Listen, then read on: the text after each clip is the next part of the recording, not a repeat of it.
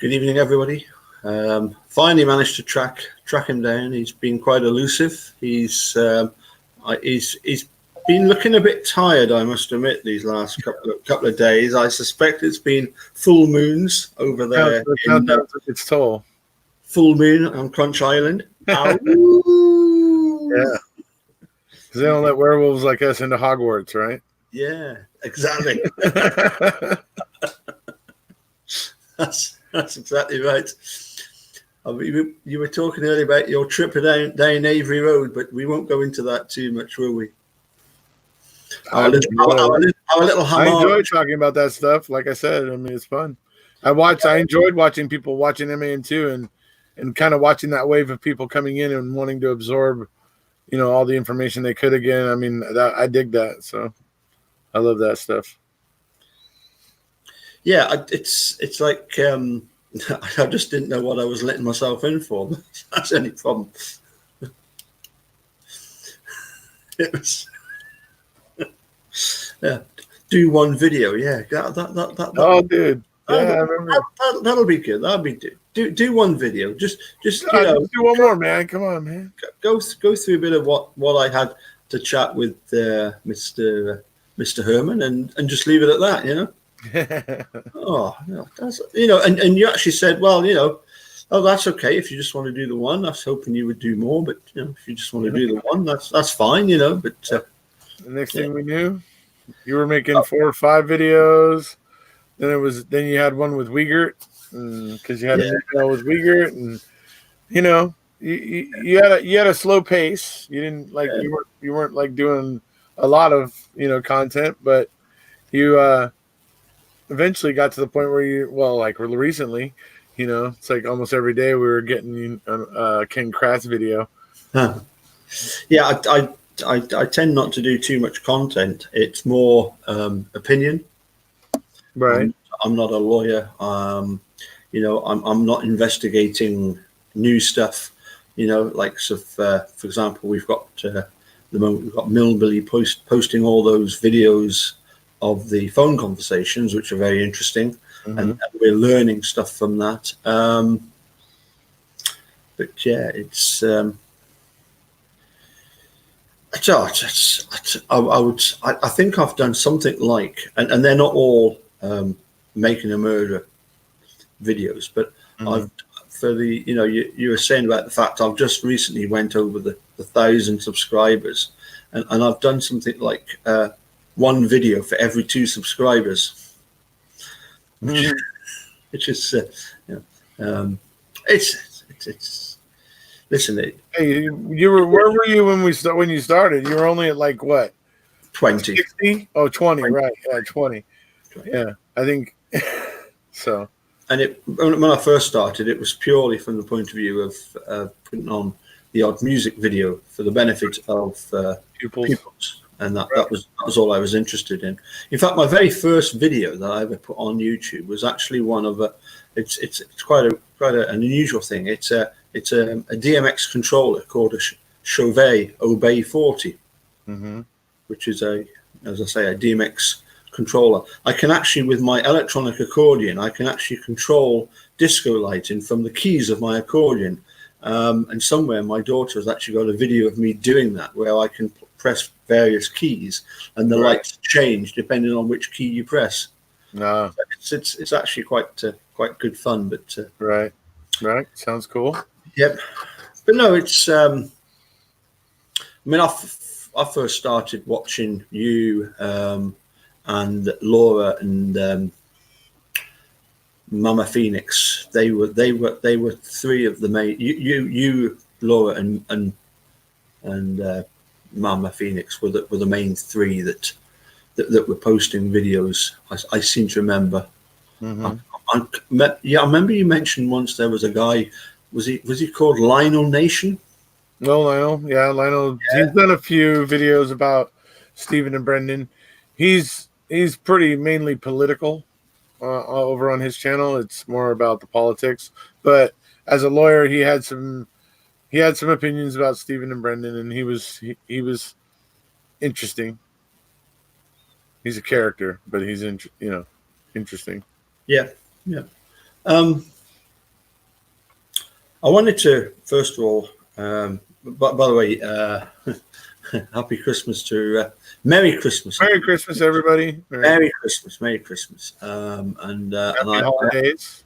Well, yes, I'm not yet merry, but I'm planning on getting merry pretty soon. Yeah, right. Back upstairs. That reminds me. Yeah. Yeah. What does your That hat reminds me. say? I have the king of beers. What does your hat say? It says, "Cheers, Grinches." Grinches. Yes. Well, without you telling us what it says, In my video earlier today when I started talking. Yeah, you showed us, but you never told us what it was. Oh, goodness gracious! Oh, goodness gracious! It's too early in the morning, or it's too late at night for you to haver. Never too late for a good bit of haver. I want to ask you about. Millbilly's here. Hey, what's up, Millbilly? Yeah. Nice to see Millbilly. Cheers, king of beers. Here we go. Wow.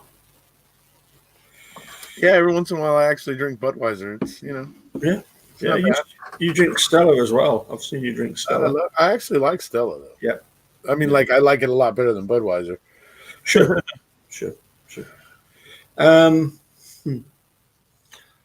No, Travis, champagne of beers, that would be Miller. Miller MGD, Miller Genuine Draft, champagne of beers. Yeah. Anyway. Oh, sorry. Just before we go any further, can we just address this one? What do you guys think about?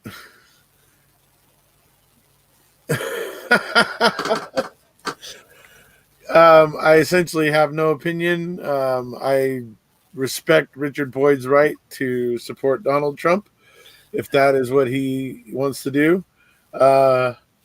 Only thing that I would have a bone to pick with is when he was talking about assassinations and illegal things, murderous things, which those of us who are in this for the right reasons are not trying to perpetuate more murderous acts and everything. We're trying to figure out what happened, obviously, on Avery Road, but we're not trying to create more murderous acts to happen in other places. So when he got a little out there with the threatening of the possible assassination attempts, I was a little concerned, I'll say. Anyway. Yeah, I think in fairness, we have to take Mr. Boyd slightly tongue-in-cheek. I struggle at times, I must admit, in even making out what it is he's saying, particularly when you get the Americans say things in a certain way, which means something to another American, but for me from the outside, I don't know. Are they being literal? Are they? It's I don't know in what context to take sometimes what's been said. What I would say is that Richard Boyd has been sending me his videos for a long time, and we get on pretty well. So actually, before I get on to question number one, here is a preliminary question that I've always wanted to ask you about. Were you ever of the opinion that there might be more than one RAV4? Has that ever been on your radar? There was a time when I was more willing to consider the possibility. I am still willing to entertain the possibility of it. However, my current opinion is that the probability of it is low, and that it most likely was just lighting that was causing some odd things to happen, because that is something that happens with some of these metallic paints, these pearlescent paints, or these metallic paints, or fleck, or whatever, sparkle paints. They do have the ability of changing color under different kinds of light. And there is different kinds of light, folks. I mean, I work as an electrician, and I can tell you, you can install like 3,000, I believe it's 3,000 Kelvin bulbs and stuff like that. And those have more of a yellow light, more of a more of what's like natural sunlight, more of an amber glow to the light. Then you have like say up in the like 6,000 range, and that's where the light is more blue. Actually, you know, like cool white kind of bulbs and stuff like that, to where the hue of the light is actually maybe a tiny tint of blue to it, and so that's the difference. And so those different kinds of lights can do different types of things on different surfaces and with different paint. So I'm not saying that it's impossible, not saying that I'm certain there isn't multiple RAV4s. I'm just saying it seems improbable to me, and those are the reasons why. Yeah, I mean, you said something there. Sorry, you said different light. I'm thinking, yeah, different light. You also get different weather. You know, it's those halogen lights are like not like proper sunlight. They're more of that cool white. They burn with that cool white and less of that amber. So that could have been a factor of it. So, but you're the expert when it comes to weather, because you understand the fact that some places have different weather compared with when I'm flying home. Yeah. Okay, buddy. Sorry, I could not resist. You know what it's like. Yeah. Mark's on the chat as well. Hey, look, I expect that when I'm just trying to speak quickly and I tell people like, look, I'm stuck in Chicago because there's some weather, they understand that means that, oh, the planes can't go yet because the weather was significant enough that they're on the ground. Oh, okay. Most people would put that together. I obviously need to be a little more, gotta take your hand and kind of, you know.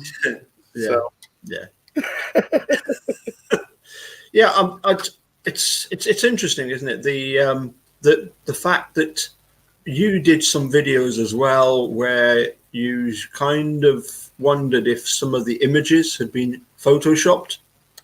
I didn't do those videos. Joe Burns, right? Joseph Burns. For those of you who haven't checked those out, but yeah, he's done a couple videos where he feels that he's revealing masking in the photos and stuff of the RAV. Yes, this is. I'd just like to introduce you to Mr. Erekose. Erekose. Erekose. Yep. Yeah, absolutely. How's it going? What's up, Hod? Well, at least he's on the coast, so you know, not too much problem where he is with the bushfires, but they have been wildfires. Yeah, bit of a problem. Wow. Hey, we get those in Southern Cali all the time, but I mean, I saw that it was getting pretty crazy there. It was burning quite a bit of land. Hey, by the way, Mark, do you guys get those very often, brush fires, or is this like a freak thing that's just like freaking everybody out? No. I'm sure that there's been every year it just keeps getting hotter and hotter, and they get more and more fires on the go. But so do we. It was just that the smoke is getting quite kind of, you know. So there's that happen here, yeah. I mean, roads out of Sydney that are actually closed because you cannot actually get. Like it will literally rain ash for days after they finally get it out, and it'll still be raining ash for like days. And like you'll come out in the morning and your car will be covered in ash. Like there'll be a layer of dust on your car, and it's just ash that's been falling all night. Mm-hmm. It's wild. Yeah. So it does happen quite often. So so they're used to that type of thing. That's why they're talking about here. I've been hearing more and more talk here in scientific circles and stuff, like on science channels and stuff like that, where they talk about these wildfires, and they talk about controlled burns. Yeah, are the way to go. Yes. So that you do small areas and burn out all that underbrush, that undergrowth, and burn it out in small areas in a controlled way. Yep. So that it can easily be squashed if it does get out of hand or start to get out of hand. It can easily be handled real quick, but when you remove all of that, it's hard for it to be ignited and to spread a wildfire. You know, if that ever happens, once that undergrowth is gone, that's usually the cause of the fire itself, is that there's so much undergrowth that somebody throws a cigarette or something into it, and then poof, a fire emerges. you know. Yeah, So. I mean, a couple of stories that spring to mind here in Scotland. Many years ago, I used to teach a pupil who lives right at the foot of the Eildon Hills, which are the three big hills which you often see me post pictures of. And the middle one actually caught on fire. And where this pupil's house was, we were right next to this hill going up on fire, and we could actually see the fire spreading down the hill. Mm-hmm. And for a couple of years afterwards, it was always, at times, it was almost a bit of a joke between me and the pupil, the fact that the day that the middle Eildon went on fire, the tune she was learning was On Top of Old Smoky, Mm-hmm. which was kind of funny. But also we had I knew this guy who played the bagpipes on the border between Scotland and England at a place called Carter Bar, and the bus tours would stop. And this one day, the bus tour stopped, and you could see for miles. So you could see all the way to Kelso, and they were burning one of the fields because they do that in order to, as you say, partly to regenerate the to get rid of the old crop, so that then it puts the stuff back into the soil, doesn't it? Anyway, they were burning this field, and one of the tourists got out and said, "Oh, what's going on over there?"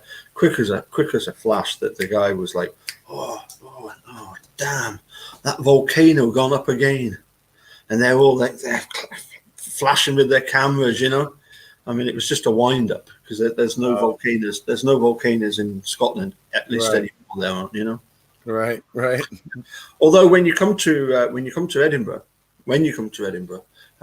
Edinburgh is without doubt the most beautiful city in Europe, probably in the world, because right in the middle you've got Arthur's Seat. You can actually go up it and look around the whole of Edinburgh. It's spectacular. Yeah.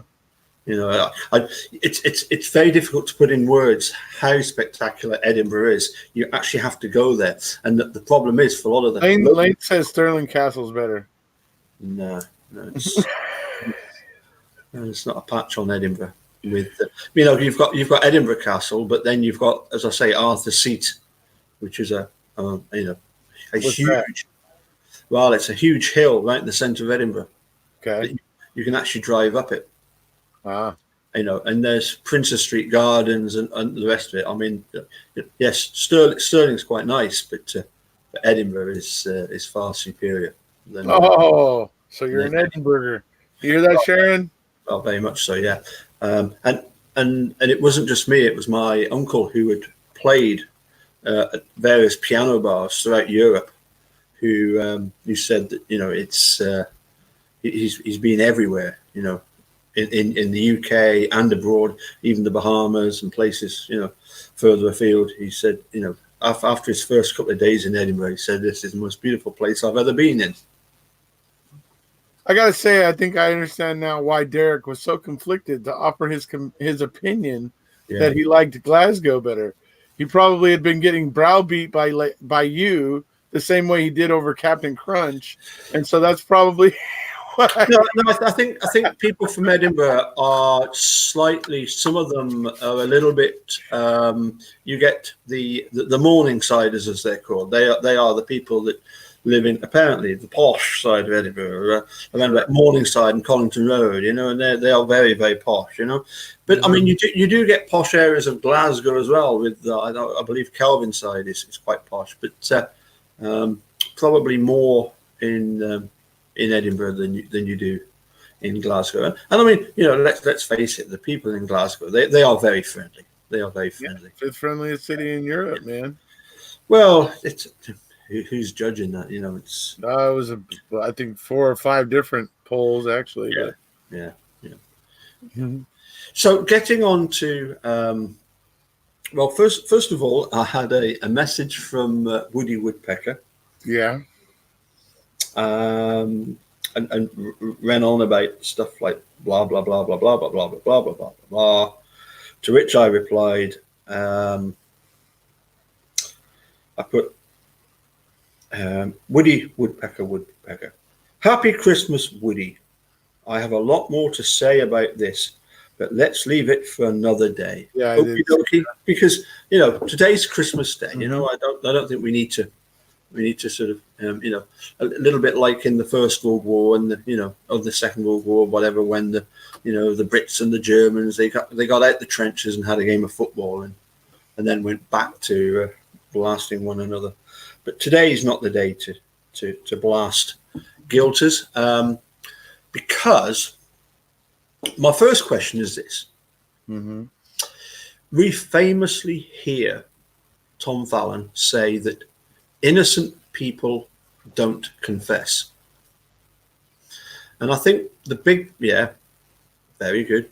Somebody was asking, I just wanted to show it. Sorry. Yeah, well, that one of Manitowoc's finest.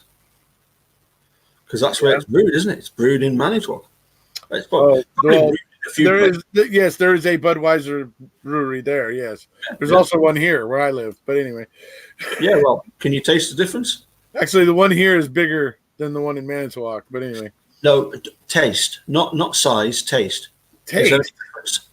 Is there any difference in taste? I don't know. I didn't drink Budweiser in Manitowoc. I don't usually drink Budweiser here. But anyway. You go all the way to Manitowoc where they've got a big Budweiser brewery. You were telling me there's an even bigger one.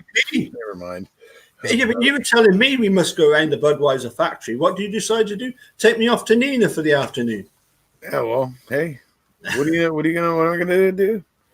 I'm a busy guy. People want my time. What do you do? Sorry, I didn't get to have all just fun and games. No, I've seen the evidence. You didn't partake of much dancing, but we did have fun and games. No, Oh, yeah. At night. Yeah. What else were we going to do? Couldn't have gone to the brewery at 2 a.m. It wouldn't have probably worked out very well for us. Well, we had a brewery back at the Rally House, so that was fine. That was it, right? Yeah. You emptied that place out of Fireball.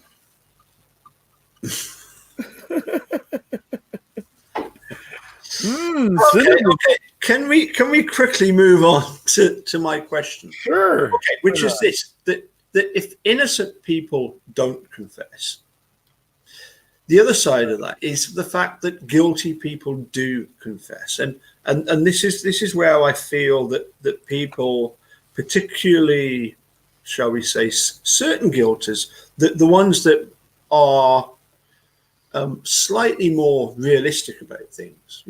I'm sure that when it comes to guilters, there's a broad spectrum of people. I mean, hell, we even know of people who think that Brendan is innocent, but that Steve is guilty. Then you've got the ones that are, your likes of your Falcons, who is still thinking they're both guilty, and then you've got the ones, the ones that are sort of extreme and some of them off the scale that we know about. But for some of them, the problem is that, although it's wrong to say that innocent people don't confess, it is a fact that guilty people do confess, and so therefore, for them, how do they know? How do they know that Brendan's confession isn't genuine? Number of ways, but yeah, okay. A number of ways with Brendan, personally. The fact that nothing came from him, number one. Right. Well, there's a good start. So how do you mean nothing came from him? In other words, all the facts that he came up with, these so-called facts that he came up with, were all fed to him by the investigators. Right. And he was prodded when he wasn't getting to them quickly. He was prodded and, kind of kind of groomed, and then they would lead him down the path again and try and get him to say it. I mean, it's all a clear and obvious exercise in getting Brendan to say the things they want him to say. It's pretty darn obvious when you watch it. And it's not coming from Brendan. It's all the things that he ends up saying were all said by the investigators first. So And then you add to that the crowning moment, the cherry on top, the point where Mark Wiegert says, well, I'm just going to come out and say it. Who shot her in the head? Well, there you go. That was the last thing you could have had to actually have convincing proof that this confession was real, but you just sacrificed that possibility because you just blurted it out. Because why? Because they wanted Brendan to say it back. They wanted him on tape saying, "Oh, Steve," or "Oh, I shot her," or "Oh, Steve shot her," or "Oh, whatever," and so that they have him, a soundbite of him talking about her being shot in the head. Yeah, I would also obviously that is, as I say, that's an iconic moment. I mean that is such that part of the interrogation is so famous that even our good friend Charlie Berens did a parody of that. Yep. To show how ludicrous that whole situation was. The other thing that's interesting is the fact that you've got supposed facts that Brendan came up with, none of which have been corroborated. None that could be right. But that Brendan raped or stabbed or did any other such thing, there's absolutely zero proof to support those things ever happened. Yep. I mean, obviously, for some of the guilters, that's problematic because you cannot prove either way. I suppose you know he said that he did them. Almost certainly he did not do them, but then because you cannot prove that those facts are false because there's no evidence of that, it also tends to mean that, well, there's no evidence to prove it, there's no evidence to disprove it, isn't it? You know, right. but isn't the big problem here the fact that we're not saying that Steve and Brendan, ideally we would want them to be released just because the state realized that they are innocent, but all we're saying is, you know, with all this wonkiness about the case, we're simply saying just give the guys a fair trial. Right. You know, we're not saying they're absolute. Well, we are pretty sure in the truth that they didn't do it. We can see the one. We can see the 80 more things. We can see the 90, 100 more things. All we're just saying is, look, give them their day in court in a fair, under fair circumstances. Yeah. Absolutely. My next question. Tony Evers. The politician. Yeah, I'm probably not as critical of him as maybe some people have been. For me, the fact that Scotus did not take Brendan's case, whereas Governor Evers could have done something and might still do something for Brendan. What Scotus could have done is they could have put a marker in the sand, drawn a line and said, you know, this has got to stop. They had that opportunity, I feel. I'm sure you feel the same, don't you? Yeah. If they'd have taken on Brendan's case with all those amicus briefs. Yeah. I mean, well, it's... yeah. Why did Seth Waxman? I mean, what was his official title again? Well, he was brought on as Brendan Dowsey's counsel. Yeah, but previous to that, he was something to do with the Clinton administrator. Oh, well, he was Solicitor General for the Clinton. That's it. Yeah, Solicitor General. Too many full moons. Yeah. Oh, yeah. Definitely. Yeah. But for somebody like him to come on board and say, look, you know, you need to look at this, and yet for me, I hate to say this, and I know that one of the ways that you can really insult somebody, particularly in American, is call them a coward. That is one thing that will enrage them. It enraged Herman when I called him a coward.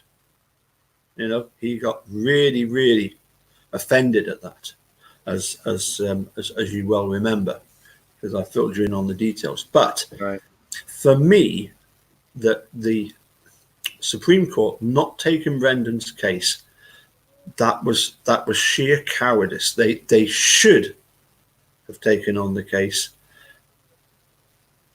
and it would have led. I feel it would lead to change.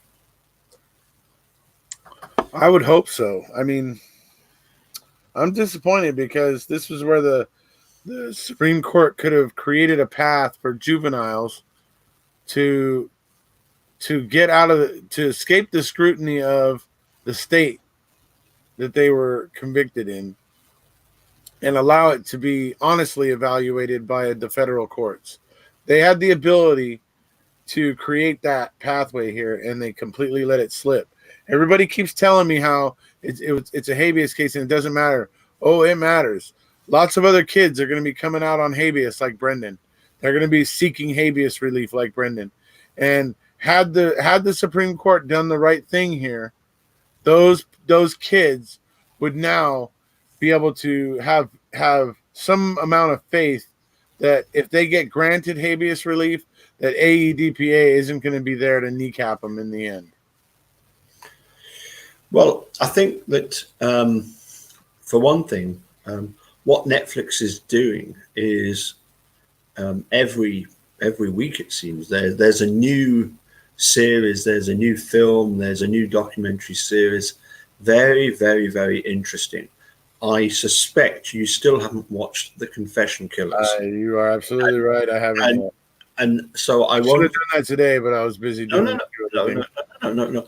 You've got plenty of time. Apparently, you're off for a few days. So you sit down and enjoy that. You honestly, trust me, you will enjoy particularly the second and third episodes with Vic Vazell. Yeah. And do you know who recommended it to me to watch and said must watch this? Who said that? Texas Two Counties. He was the one that told me you must watch this Confession Killers, and of course he knows a lot of the players in that case. So yeah, definitely watch it. And Netflix was suggesting it. It seemed to me pretty much immediately. I mean, it was as soon as I assume as soon as it came out. Yeah, because I saw Netflix suggest it to me before you were telling me about it. So yeah. Oh, every time it comes out, they send you that. I mean, I've just recently watched the what time are we? We're nearly 2 a.m. The latest one is Don't Fuck with Cats, which isn't a comment on Stephen Avery. Oh yeah. That kid that was right and chasing down that kid that did something terrible. Yeah. Yeah, I didn't even watch what he did because I've seen enough of those kinds of videos. I don't like having that image in my head. You don't see what he did. Yeah, they don't include the actual footage because that's just like obviously too gross. But anyway, we're not here. I've seen things before that I don't. I wish I didn't. I wish I could unsee. I'll put it that way.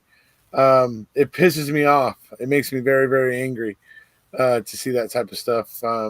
I saw one where a kid had, this was on Facebook, and there was a kid had like a bucket, and you see all these little like kittens. I think it was either kittens or puppies, and then you just see this kid launching them one by one out into this river, out in the middle of this river, and it's like the urge to kill that little son of a, dude.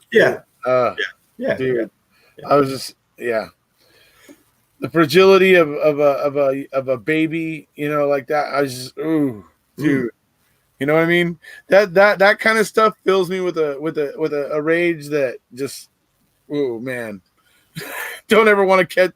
You don't ever want me to catch you doing something like that. You know what I mean? Like in real life. Yeah, I mean the whole thing about this. This latest documentary for me, and you'll need to watch it first because it is distressing, obviously, but you need to sit down and watch it and realize what's going on in that. as with so often these Netflix, the reason why they are spread over 4 or 5 hour-long episodes is because there are stories within stories within stories that you need to you need to know about. Right. It is purely for shock value. That's what people do it. I mean, obviously, famously, we've got Stephen did time for what happened to the cat. Is Ken Kratz capable of doing that? I would say absolutely. When you look at what he's capable of doing to fellow human beings, right? He is just as twisted and warped as any of these guys. I mean, let's face it. What he has done is he's tried to bury 2 people alive, right? And that's pretty sick. But anyway, moving swiftly on to Tony Evers. And back to, you mean? Yeah. Sorry, back to yeah. Sorry. I noticed. First of all, Laura Nyrider has invited Tony Evers to go and visit Brendan. Yeah. She said, go and visit him. See the person. All I would do is, please, Tony, when you go along, if you go along and Carla's there, please do not play cards against her. She will whip your butt, as they say, but no, getting on to the serious thing. Yeah, if he was to go along and see what Brendan's really like, I think that would make a huge impact. But my question to you is simply this. Yeah. When did Steve and Laura appeal to Governor Evers for clemency? Was it September, October time? Yeah. Wait. Yeah. Yeah.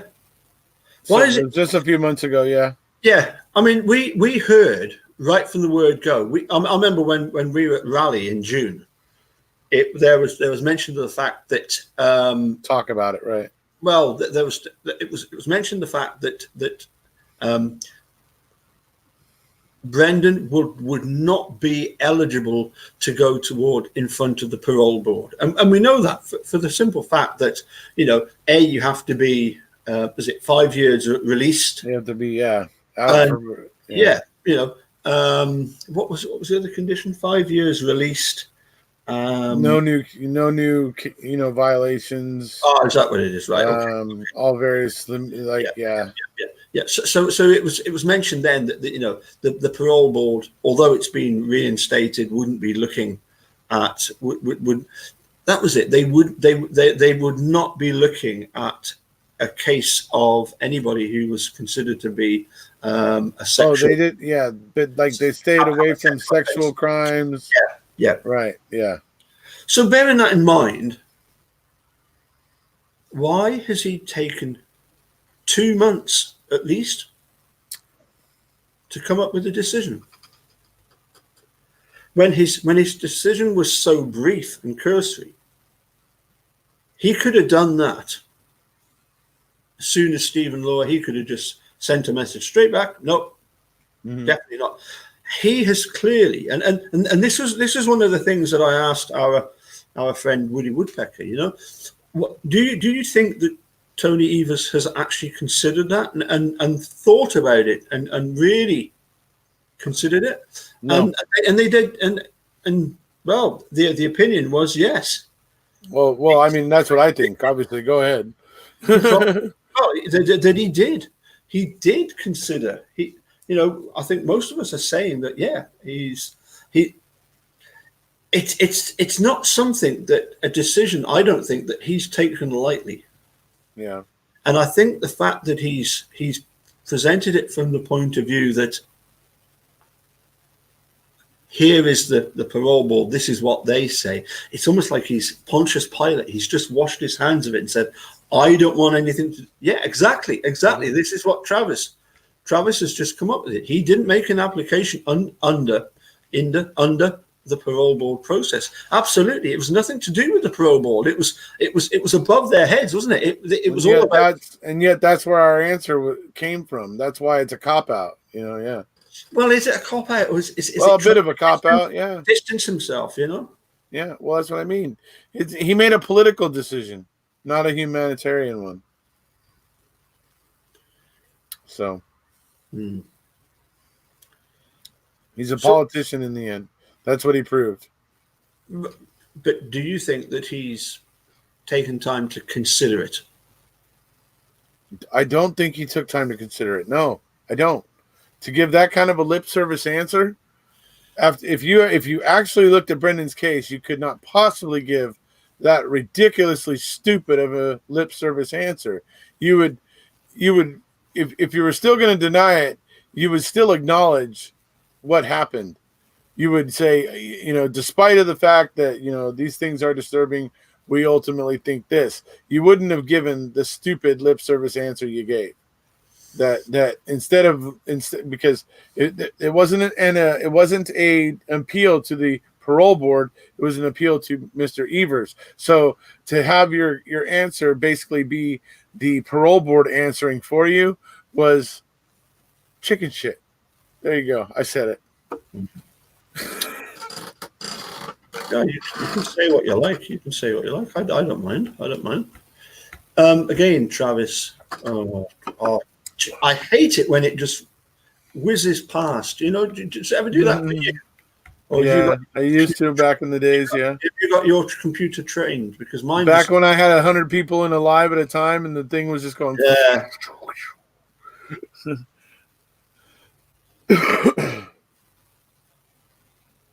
Yeah, they asked the governor to do that. That's I'm not disagreeing with you, Travis, that was what was asked for. What I'm saying is that that's not what happened. Mm-hmm. My problem with that would be, I think you know perfectly well that I think we all, don't we? We want Stephen and Brendan to walk free, exonerated. Surely. Mm-hmm. That's what we're working towards. Yeah. One of my big concerns when this first clemency business first started out was the fact that if the state were to play a bit of a crafty move, they could say, well, I'll tell you what, then let's let Brendan out. There'll be a big hoo-ha about Brendan out, and everybody will forget about Stephen Avery, and it'll be a case of, well, it would kind of halve the number of people clamoring for the pair of them to be out, because I suppose in the same way that we've got, I believe it would hurt the numbers. Yeah, in the same way that we've got some people who think that Stephen is guilty but Brendan is innocent. You'd have quite a few of those that would say, well, Steve's kind of damaged goods. He's spent so many years in prison anyway. He's probably resigned to it. Which is a terrible way of doing it, isn't it? Because what we're finding out is all these people. Some of the people being exonerated are being exonerated after 30, 40 years. Yeah. But this is one of the reasons why I want you to watch this Confession Killers, because there's other stories, there's other spin-offs from Confession. I'm imagining that the only way this guy was able to confess to so many different murders and all that sort of stuff the way he did was, I bet it was a similar situation that we see with Brendan, where he was claiming that he did something and officers were getting into a room with him and they were starting to feed little bits of it to him so that he could start telling them what they wanted to hear. And I'll bet you that that's the way it went, because I don't believe that officers have or interrogators seem to have a scruple about feeding information. It seems to be perfectly acceptable behavior from what I can tell. And that is problematic for me, because that makes confessions questionable. As I say, the reason I've started looking at the decision of Judge William Duffin is that for me, he's the first person to look at Brendan's case who doesn't have, for want of a better word, a bit of a vested interest in it. Right. You know, you've got, unfortunately, you've got the state that prosecuted, the judge, you know, the jury found him guilty, the judge sentenced him, and then Judge Fox is then the one that hears the appeals, and then it goes to the Supreme Court, I believe, but they didn't publish an opinion. They just reaffirmed what the previous court had said. You know, so it was. It's very interesting reading through that Judge Duffin's decision, because, you know, he does address most of the things that you would, particularly you, are talking about. He even talks, although he doesn't talk. Well, I've read the bit where he mentions the control question, although he doesn't call it the control question. But you know, it does get into some very interesting stuff there with the. As I say, this is the first person that's looked at it sensibly, and the fact that he's come up with a 91-page decision. Right. That's not common. Yeah. Well, I was going to ask you about this. Andy Colburn. That. Well, I mean, you know, at the moment, as far as I can tell, we've got all these guilters that are all very happy because the judge, is it Judge somebody Penny, who seems to be quite pally with some of the Griesbach and Colburn and you know, but all she's done so far is say that the statute of limitations doesn't apply, that in fact, you know, that this case can go forward because that's what Netflix was saying was, first and foremost, he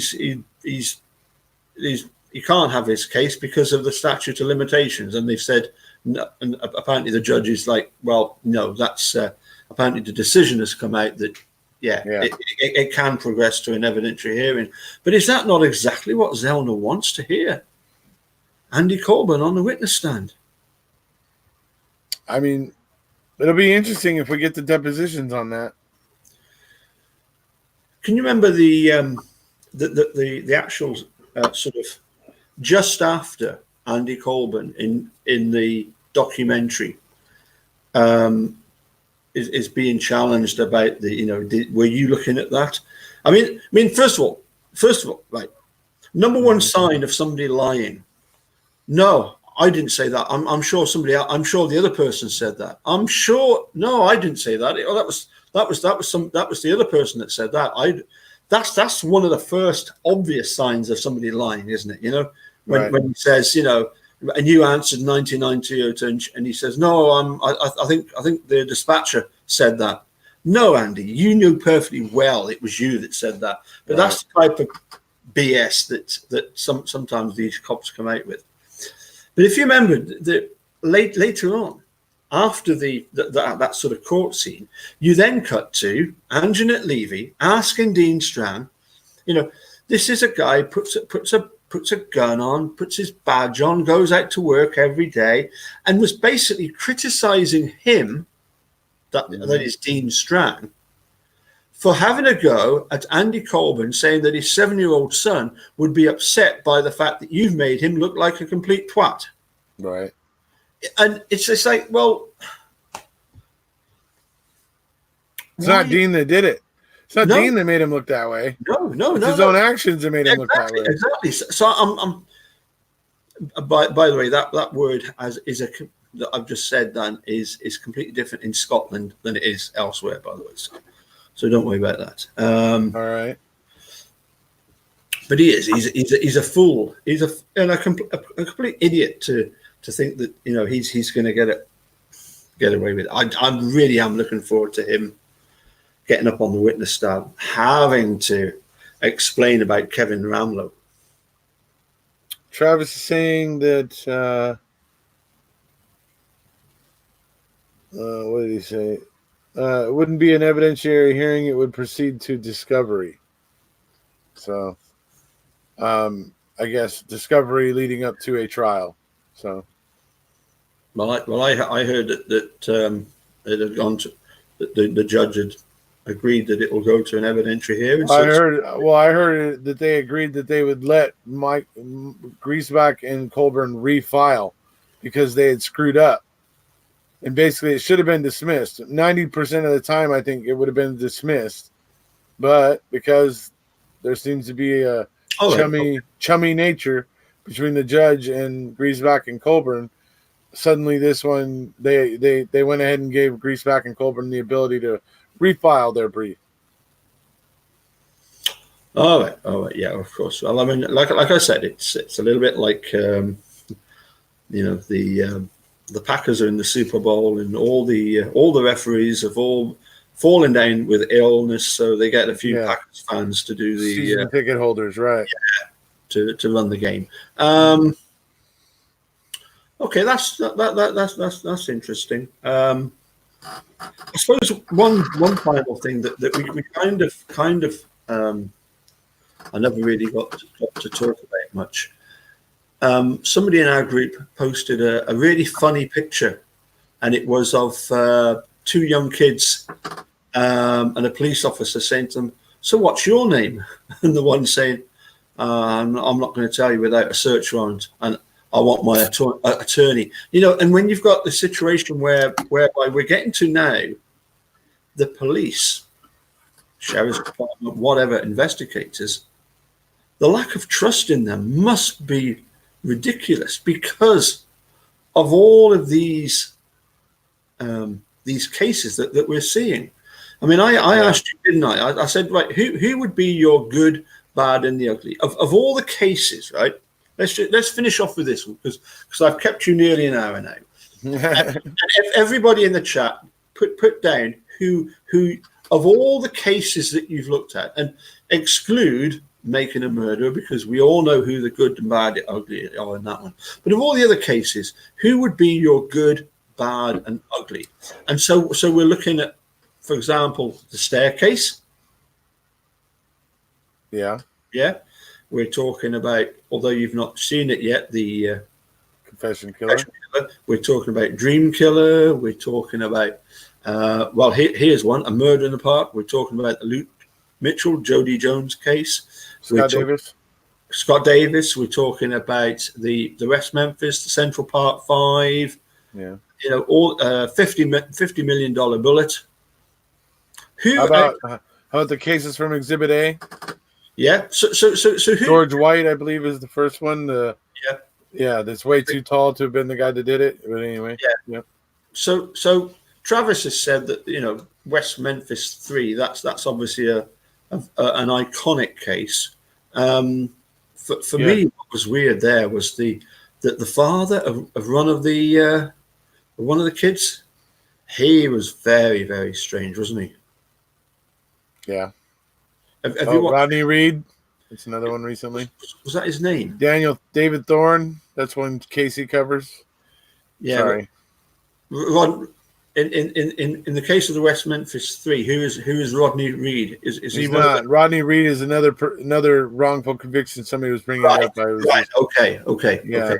Yeah, I'm going to say I don't see the connection between West Memphis and Rodney Reed. No. Rodney Reed was just another one recently. I believe he was on death row and he was or something like that. And then he was brought back from death row. And anyway, I think I might be wrong, but anyway, he's another wrongful conviction. Well, I've just recently started watching. I watched all the way through that one. Who killed Jessica Chambers? That's another very interesting one because I don't think I've ever seen that one. I have to check it out. Yeah, that's ongoing. That is. So come on then. Who's right? Give me a name. Apart from Making a Murderer, who's of all the other cases you come across, who's been good? Who's been good? Who's been good? Oh, well, I love James Farron from it's a video I did.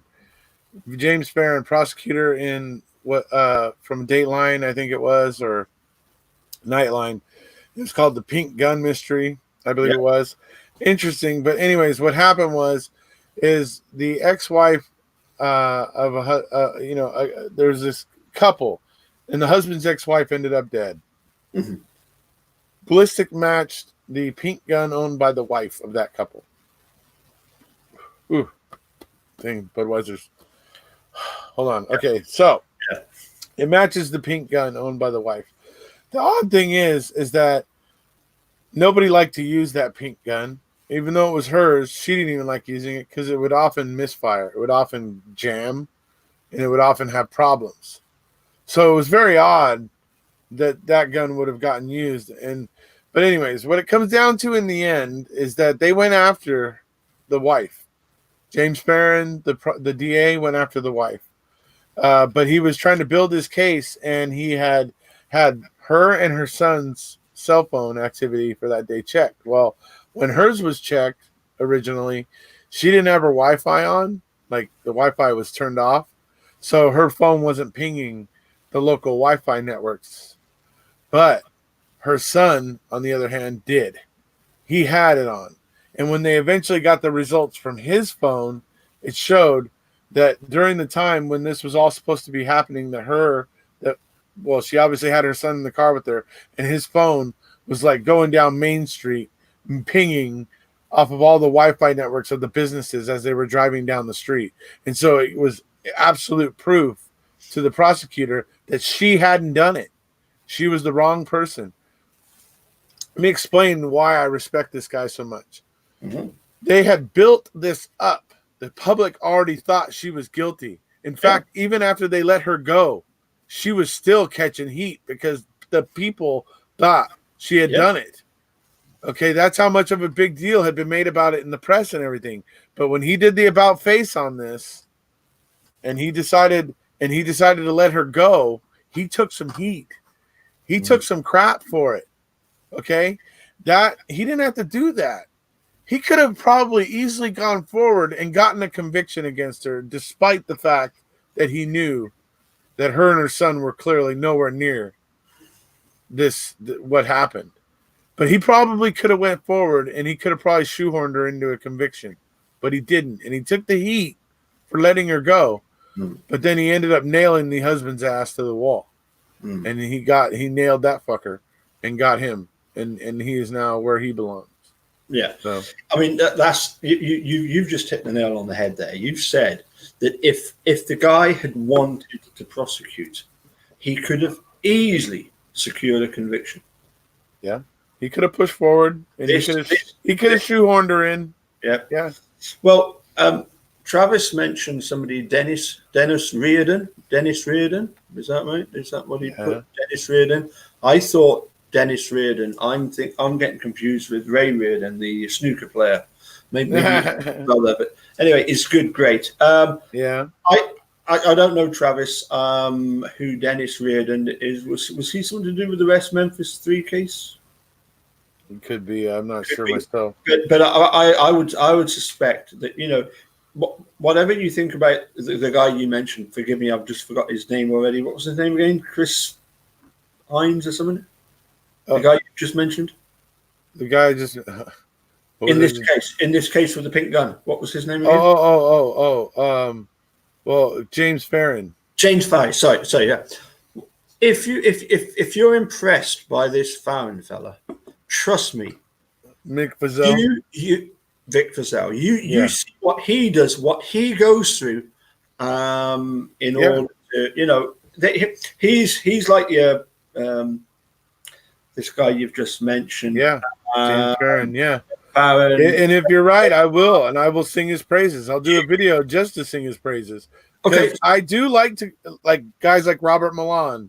Yeah, and James Barron. When there's guys out there who are desperate to get it right more than they are desperate to puff their numbers, I like those guys. I dig those guys. Yeah. Hey, what about the bad? The bad, the King Kratz. No, he would be the ugly. He is the ugly. He is the ugly. He is by far the bad. Has to be Fallon. He even looks like the bad guy. No, we're not doing Making a Murderer. We're doing other cases. I'll give some names. Jim Hardin. Yeah, I knew you were going to think of that one, but Kevin Crane, Kim Worthy. Yeah, that's a good one. You know, how about what's her name? Roberta Black. How about Paul Howard, Scott Davis? Yeah. That guy's a slimy one. Yep. So why is Ken Kratz worse than any of those? Well, Ken Kratz never believes he ever does anything wrong, and like even when he's caught, he just makes excuses and obfuscates, and tries to change the subject and misdirect and use every like petty trick in the book to divert attention from what he's done. I've just had a whole load of obviously responses, comments over the last few days to these videos about the Judge Duffin's decision, and Charles Darwin, who is Ken Kratz, of that there is no doubt. I mean, Ken isn't really trying to hide it very much anymore. You know, it's he actually, Ken, through, as I say, through the name Charles Darwin, got in touch and said, look, you do realise that Judge Duffin cites a book by a guy called Leonard, is it Leonard Rio? Somebody Rio and Steve Drizzen. And his first comment was, you do realise that you know, the judge actually cited a book, a book by. Oh, sorry, a book by Steve Drizzen. Yeah. You know, what do you think of that? And I put, I'd love to buy that book. Where could I get that book from? You know, just up a bit because he's been trying to sell his book. Right.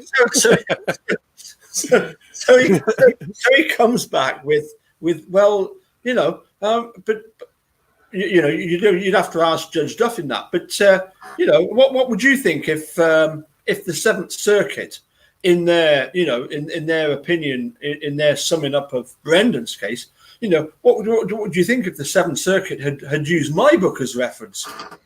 And I'm like, are you serious?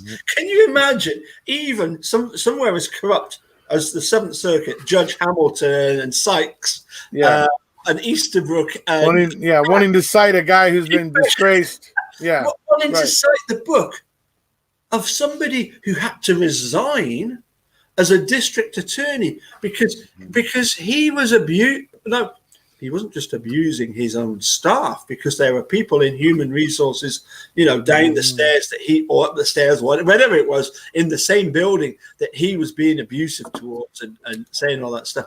But he's picking on people who, you know, SVG, who had just been in this abusive relationship, and because I get the sense that because she's had to come in and explain to him about it's got him going, hasn't it? It's got him fired up. It's got the juices flowing. He's thinking, I'm onto a winner here. You know, I mean, for goodness sake, can you imagine the Seventh Circuit citing Ken Kratz's book? I mean, they surely can't be that daft.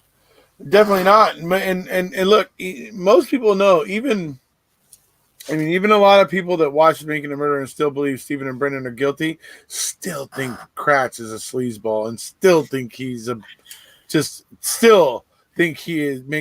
still makes their skin crawl. I'll put it that way. So he's not popular. So I'm sure that the judges at the Seventh Circuit were not keen to use anything from his book, because they knew that would probably come off as very unpopular. And look, they were already peddling some BS in their majority decision. So yeah, but I just wonder, because I've actually you don't have to purchase this book by Drizzen and somebody else. It's there as a PDF. It's about 190 odd pages. Right. It's on the old interweb. So I am going to read that as well, because I think that would be very interesting to get the words of Drizzen and his friend. One other thing I was going to ask, one other thing, and then honestly I'll let you go. It was to do with the fact that you were talking about how Kathleen Zellner had been in touch with Tom Fallon, and they were going to organise to get the car. Yes. And she says, well, should we, and we're going to get an evidentiary hearing, should we mention that to the judge? Right. And what you pointed out was, you said no, that Fallon said, not yet, let me organise getting the car for you. Well, surely that then involved him phoning up Calumet County Sheriff's Department, possibly speaking with Mark Regan. Right, we need to get this car sorted out because Kathleen Zellner is going to test it. Do you think then the phone call went, or that the message was relayed to Judge Flowers? Do you think that's why she shut it down? I suspect that there may be some chain of events that maybe resemble something like that. Yeah. You know, I mean, when do coincidences cease to be coincidences? I mean, it was unheard of for a judge to just suddenly. Yeah. Hey, look, it is odd. It looks like everybody thought the thing was headed for an evidentiary hearing. I mean, it looks like everybody was convinced that's what was happening. And I mean, to see the prosecution just basically acting as if it was a foregone conclusion, to me, tells me that that's probably what should have happened. Because if they believed that that was what was going to happen, that's probably what should have happened. Because if all parties believe that it's basically going to happen, and or should happen, then why did it not happen? And it's just, bizarre.